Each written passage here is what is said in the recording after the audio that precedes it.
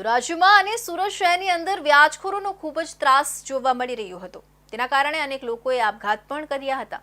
આ બાબતને ગંભીરતાથી લેતા હવે સુરત પોલીસ દ્વારા પણ વ્યાજખોરો સામે કડક પગલાં લેવામાં આવી રહ્યા છે। તેમજ જરૂરિયાતમંદ લોકોને ઓછા દરે વ્યાજ પર નાણાં મળી રહે તેના માટે નવી વ્યવસ્થા પણ કરવામાં આવી રહી છે। સુરત શહેર પોલીસના ઝોન 6 વિસ્તારમાં આવતા ભેસ્તાન તથા સચિન જીઆઈડીસી તથા સચિન તથા ડિંડોલી પોલીસ સ્ટેશનમાં વ્યાજખોરો વિરુદ્ધ અભિયાન તથા લોન મેળાનું આયોજન કરવામાં આવ્યું હતું।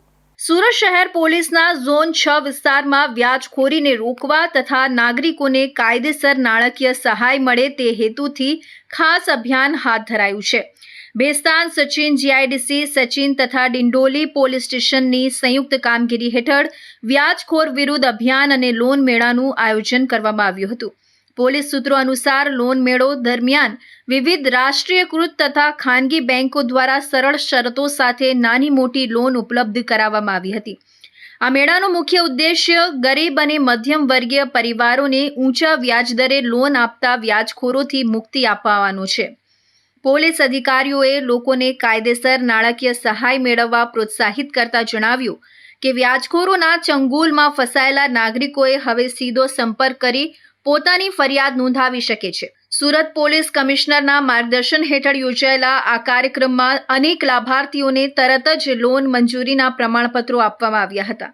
પોલીસ અધિકારીઓએ જણાવ્યું કે આવા મેળાઓ નિયમિત રીતે યોજાશે જેથી જરૂરિયાતમંદ લોકોને સુરક્ષિત અને કાયદેસર નાણાકીય મદદ સરળતાથી મળી રહે। આજ રોજ સુરત શહેર પોલીસ કમિશનર સાહેબના સૂચના અને માર્ગદર્શન હેઠળ લોન મેળાનું આયોજન કરવામાં આવ્યું। સુરત શહેર પોલીસની બે મુવમેન્ટ છે। પહેલાં તો એક એવું છે કે વ્યાજખોરો વિરુદ્ધના સૌથી વધારે ગુના દાખલ થાય, પ્રજાને જાગૃત કરવામાં આવે, એટલે અમે એક આના મારફતે પ્રજાને જાગૃત કરીએ કે ભાઈ આવા કોઈ પણ ગુનાગારો હોય તો અમારી જોડે આવે, અમે કેસ દાખલ કરીએ, એના વિરુદ્ધ કાર્યવાહી કરીએ। બીજું કે જેને પૈસાની જરૂરત છે તેને સુટેક્સ બેંકના કમલ વિજય તુલસેન ચેરમેન સાહેબની સહયોગથી અત્યારે અમે એના લોન મેળાનું આયોજન કર્યું। અત્યારે ટોટલ 20 લાભાર્થીઓ છે અને 17 લાખ રૂપિયાનું વિતરણ કર્યું।